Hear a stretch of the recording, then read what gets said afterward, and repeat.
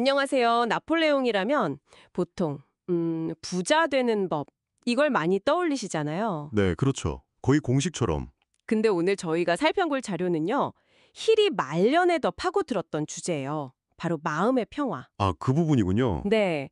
힐 본인도 그 수많은 백만장자들을 만났는데 정작 진짜 마음의 평화를 누리는 사람은 거의 없더라. 이 사실에 좀 주목을 했더라고요. 맞아요. 그게 참 아이러니하죠. 돈은 많은데 평화는 없다니. 그래서 오늘은 그 부자 되는 6단계 이런 걸 넘어서요. 어떻게 하면 이 마음의 평화 이걸 진짜 찾고 또 유지할 수 있을까? 그 핵심 원칙들을 좀 같이 파헤쳐 보려고 합니다. 네, 좋습니다. 물질적인 성공 그 너머의 이야기니까요. 그러니까요. 어쩌면 이게 진짜 성공의 비밀일 수도 있겠다 싶어요. 충분히 그럴 수 있죠. 힐이 부자들 속에서 발견한 그 평화의 부재. 여기서부터 이제 이야기가 좀 흥미로워지는 거죠. 아, 돈만으로는 안 되는구나. 이걸 깨닫는 거예요. 바로 그 지점입니다. 그리고 놀랍게도 힐이 찾은 그 마음의 평화로 가는 첫 번째 길이 나 자신이 아니라 다른 사람을 향해 있었다는 거예요. 타인이요? 네, 그 백화점왕 존 워너메이커 조언 기억나세요? 내 문제보다 더 큰 어려움에 처한 사람을 딱 찾아가서 도우면 이상하게 내 문제 해결책도 보인다는 거. 아, 그거요? 네네. 앤드류 카네기도 비슷했고요.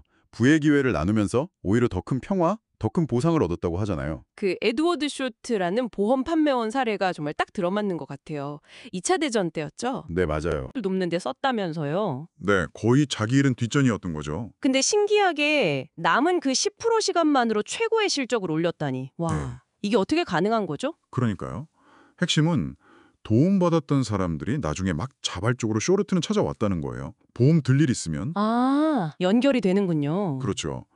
쇼트가 바로 행복 나누기 원칙을 그냥 몸으로 보여준 거죠. 힐의 책에서 얻은 그 깨달음을 바로 실천한 거고요. 책을 나눠준 행동 자체도 좀 인상적이었어요. 맞아요.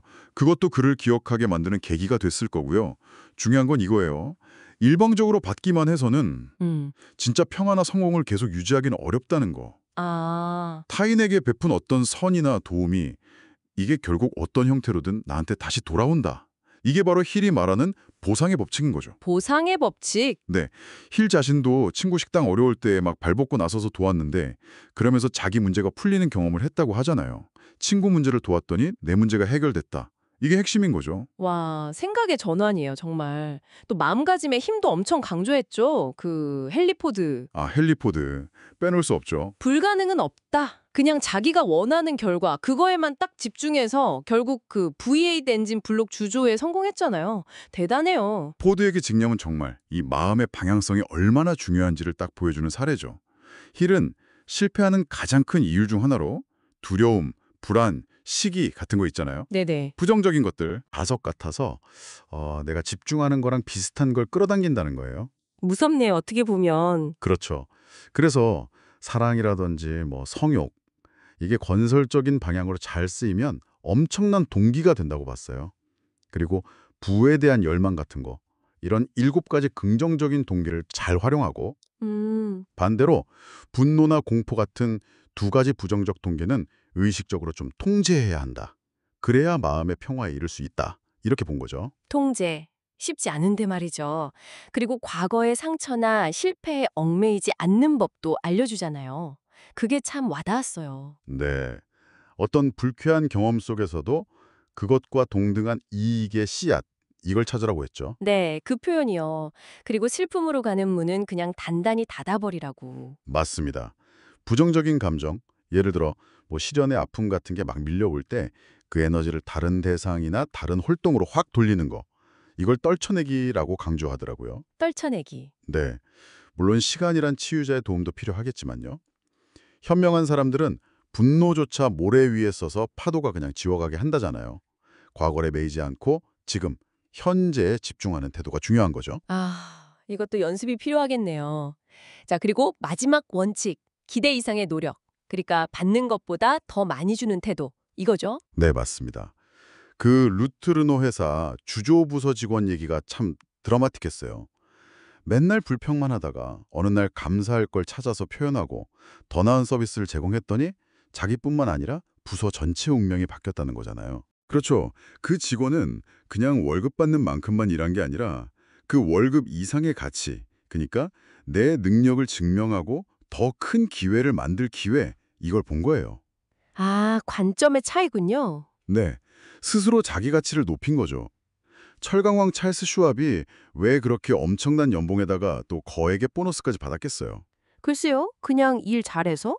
물론 그것도 있겠지만 그의 그 긍정적인 태도, 그 마음가짐이 회사 전체에 미치는 영향력이 어마어마했기 때문이라는 거죠. 슈왑 자신은 뭐 그냥 자기 마음을 관리했을 뿐이라고 했다지만요. 마음 관리. 네, 이것도 결국엔 보상의 법칙이 어떻게 작용하는지를 잘 보여주는 예시인 거죠. 오늘 이렇게 힐의 통찰을 쭉 따라와 보니까 결국 진짜 성공 그리고 마음의 평화는 내 안의 마음가짐 그리고 내가 다른 사람들과 어떻게 관계 맺는지 여기에 달려 있다는 걸 다시 한번 느끼네요. 맞습니다. 네, 남을 돕는 마음, 긍정적인 것에 집중하는 힘, 그리고 기대 이상으로 노력하는 태도. 이게 핵심 키워드 같아요. 정확합니다. 생각은 현실을 만든다. 힐이 계속 강조했던 것처럼요. 우리가 세상에 내보내는 그 생각과 행동은 좋든 나쁘든 결국 우리에게 돌아온다는 보상의 법칙. 이걸 기억하는 게 정말 중요한 것 같습니다. 그렇죠. 타인을 위해서 하는 작은 행동 하나하나가 사실은 미래의 나에게 더 큰 기회로 돌아올 씨앗을 심는 거다. 이런 믿음이 필요한 거죠. 와, 듣고 보니 그러네요. 혹시 당신의 삶 속에서 뭐랄까 누군가를 이렇게 도왔던 행동이 전혀 예상치 못하게 당신에게 좋은 결과로, 긍정적인 결과로 돌아왔던 그런 경험은 없으신가요? 생각해보면 있죠. 크고 작은 경험들이에요. 도움의 씨앗을 한번 심어보는 건 어떨까요? 그것이 당신의 마음의 평화를 찾아가는 그 여정의 첫걸음이 될 수도 있을지 모릅니다.